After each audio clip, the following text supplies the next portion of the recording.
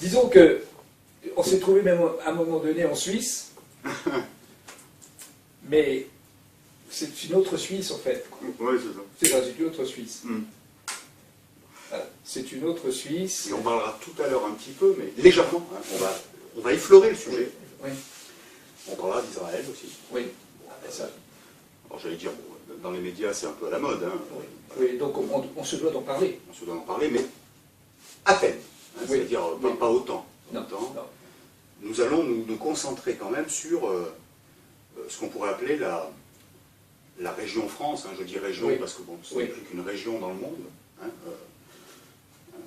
Enfin, c'est surtout l'objectif qui lui est dédié aujourd'hui, faire de la France une région du monde, comme tant d'autres. Voilà. Bon, voilà. Une région, Ouais. pas de nation, rien du tout, pas de passé. Surtout pas de passé, Pas de passé, pas d'histoire. mais pas d'avenir non plus. Voilà, pas de racines, pas d'avenir. Rien du tout. Rien du tout. Et Oui, quand on ne sait pas d'où on vient, on ne sait pas où on va. exactement.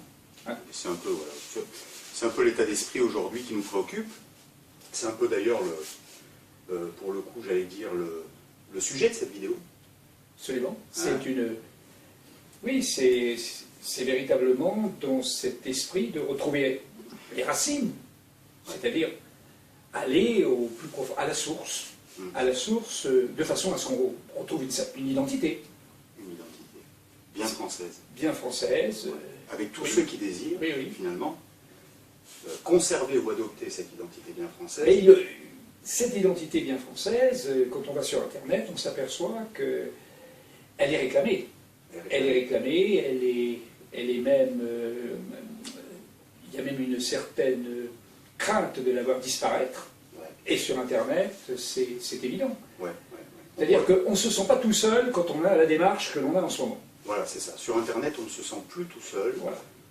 Parce que, bon, si on se contente de regarder finalement les médias, le mainstream Ouais. médiatique, comme on l'appelle, Mhm. bon, tout ce qui est colporté sur Internet, finalement, conspirationnisme, on s'aperçoit... Comment tu écris? Oui, oui, d'accord, oui. Ouais, Conspirationnisme. D'accord. Conspirationnisme. Non, Ouais, moi, j'ai eu peur. Oui, Parce que oui, comment, oui. Pétain. Ah oui, oui, Vichy, Pétain. Très fort. Non. Alors, donc, conspirationniste avec un T. Ouais. On est bien d'accord. Mais sans haine. Ou avec un N. Oui, d'accord. Enfin, je ne sais plus. Il peut y avoir un peu de haine, De haine. Oui, voilà. mais on ne sait pas de quel côté. Voilà, Ouais. exactement. Où allons-nous peut-être de motiver, Absolument. Oui. de quel côté est la haine, finalement. Voilà. Donc c'est pour ça que où on fait une faute de français ou on n'en fait pas. Hein. C'est ça. Enfin, ce n'est plus une faute de français puisqu'on se réclame justement de cette France. Voilà, qui connaît son français et son histoire de France. Absolument. C'est exactement dans cette idée de l'histoire et justement d'aller retrouver son histoire. On pourrait résumer un peu cette vidéo en disant que, puisqu'on parlait un peu de destruction de l'État-nation, Mhm. on pourrait résumer un petit peu en disant que cette vidéo a pour objectif de dire pourquoi. Le comment est... Je pense que le comment sur Internet, tout le monde le traite, plus ou moins bien, mais tout le monde le traite. Mais je crois que ce qui est important, c'est d'aller chercher le pourquoi. Le pourquoi du comment. Et peut-être même le pour qui, ou Et le le à pour- travers qui, Alors là, pour justement, être plus juste. la logique, loi de causalité, Mhm. nous amènera certainement, à un moment donné, à développer sur le pour qui. Ouais. Le pour qui existe déjà dans le pourquoi. Déjà. Oui, parce que nous allons faire pour le coup de l'histoire. Absolument. De l'histoire. Et certains peut-être trouveront les propos un peu prosélytes. Il ne faut pas oublier que c'est avant tout l'histoire. Moi, je crois qu'il est nécessaire de se concentrer sur ce qu'est l'histoire, ne pas entrer dans un prosélytisme, etc. Pas de caractère religieux, mais quand je dis caractère religieux, je veux dire par là les bonnes sœurs, les curés, etc. etc. C'est ça que je veux dire. On n'est pas là, on n'est pas les intégristes. Voilà. Mais on n'est pas des intégristes, mais on a intégré ce qui était l'objet du message. Voilà, parce qu'il ne faut pas oublier que la France est avant tout quand même un pays qui, de manière séculaire, entretient des racines...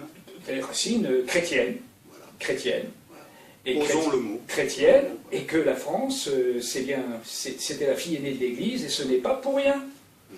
Et c'est justement l'objet de la vidéo, c'est de faire cette démonstration qu'à un moment donné, l'évidence va sauter aux yeux. Ouais, ouais.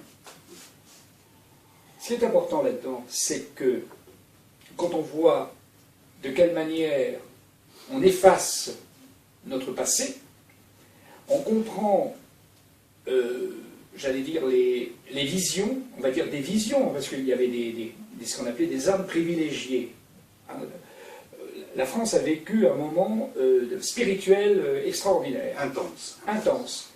Il y a donc des âmes privilégiées qui comprennent parfaitement qu'il y a, le mot est employé, il y a des démolisseurs. Oui, mais avant de faire intervenir les démolisseurs, on doit déconstruire.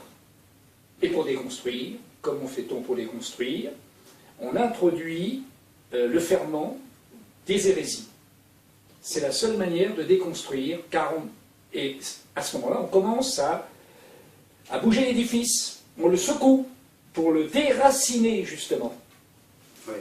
Et le but de la manœuvre, c'est d'en arriver à le faire tomber, c'est-à-dire à le renverser, à le bouleverser. Et finalement, on renverse tout. On renverse tout, sans s'occuper de ce qui était bon. Je crois que Bonaparte le disait lui-même, il disait, je vois, quand je regarde derrière, en gros c'est ce qu'il voulait dire, il tenait compte de ce qu'on avait voulu détruire du passé, où il y prenait des choses positives. Mais là maintenant, on n'en veut plus. On ne veut plus de ces choses positives, elles sont, comment dire, il faut supprimer l'ancien monde. L'ancien monde. Et l'ancien monde, et on pourrait dire ses préceptes. Oui, ces préceptes. Qui mettaient la vie, peut-être, avant la valorisation marchande du tout. Eh bien, c'est l'idée que développent certaines vidéos sur Internet, avec des interlocuteurs qui, sur le plan de la conception historique, tiennent la route, des universitaires, qui ont parfaitement compris la chose, que ce soit Cousin ou que ce soit Hilard, hein, pour ne citer qu'eux, on s'aperçoit qu'ils vont tous dans la même direction. L'objet de la vidéo, c'est justement de donner à ces gens-là, comment dire, disons, leur permettre de concentrer le feu de leur action, non pas contre un seul point commun à l'ensemble, mais sur un point commun à l'ensemble qu'ils vont pouvoir découvrir avec des internautes, avec tous ceux qui vont venir voir et suivre cette vidéo. Oui, parce qu'à leur tour, j'ai envie de dire, la principale critique finalement contre ce monde du web, qui se positionne un peu en résistance, pour ne pas employer le mot dissidence, que certains revendiquent. Oui, tout à fait. La principale critique, en fait, c'est de dire que ces gens-là,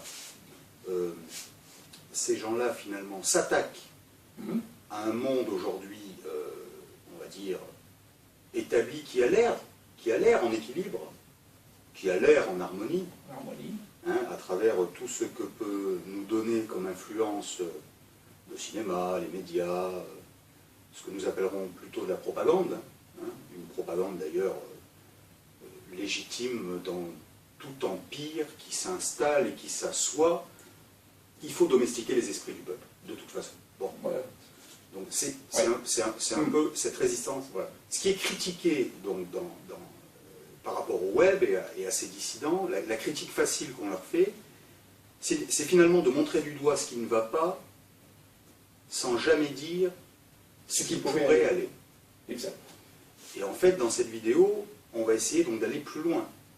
On va essayer de résumer, d'une part, ce qui ne va pas, pourquoi, comment, à travers qui, mais expliquer comment les choses pourraient changer.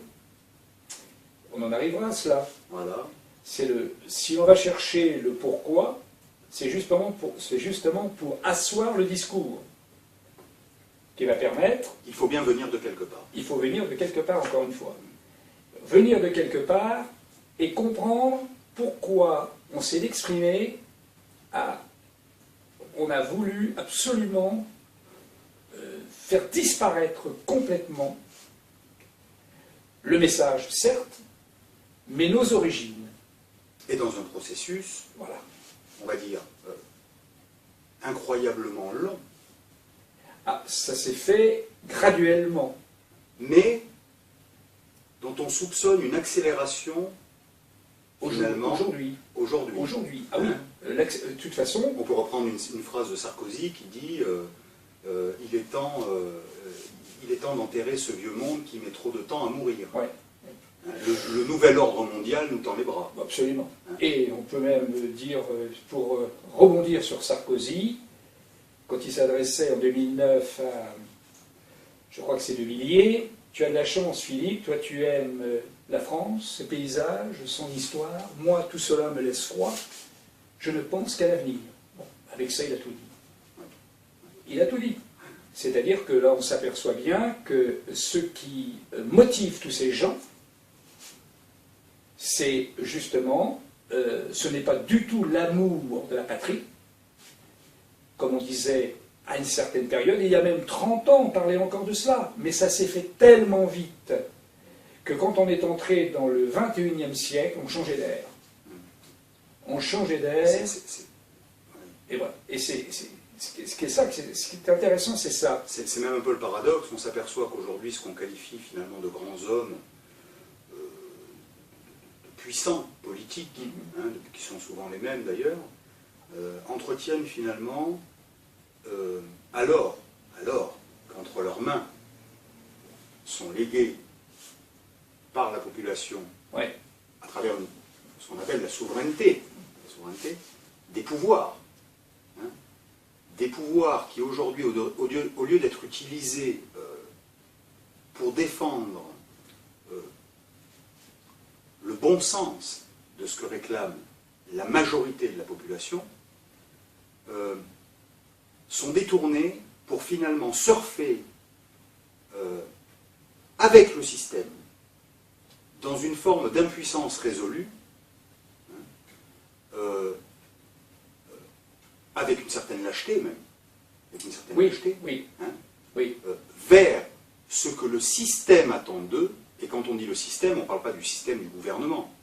On parle de ce système qui s'est déjà globalisé. Mais le système s'est globalisé parce qu'on est entré dans un nouvel empire romain. Enfin, je veux dire, on va même plus loin. C'est une république mondiale. Certains disent que l'empire romain n'est jamais mort. Voilà. Dans certains textes, on lit république mondiale. Mais je ne parle pas de maintenant, je parle à l'époque de la Rome antique. République mondiale. Moi, ça me saute aux yeux. C'était les prétentions, c'était leur mission. C'était leur mission, mais elle était mondiale à l'époque, puisqu'on n'avait pas fait les découvertes. On n'avait pas traversé l'Atlantique, voilà, ni le Pacifique. Mais elle était mondiale, elle était à la fois occidentale et orientale. C'était les limites. Ouais. L'Empire romain, ça passait par l'Èbre, et puis tout l'Occident jusqu'en Orient. C'est un peu les objectifs d'ailleurs de l'Angleterre plus tard.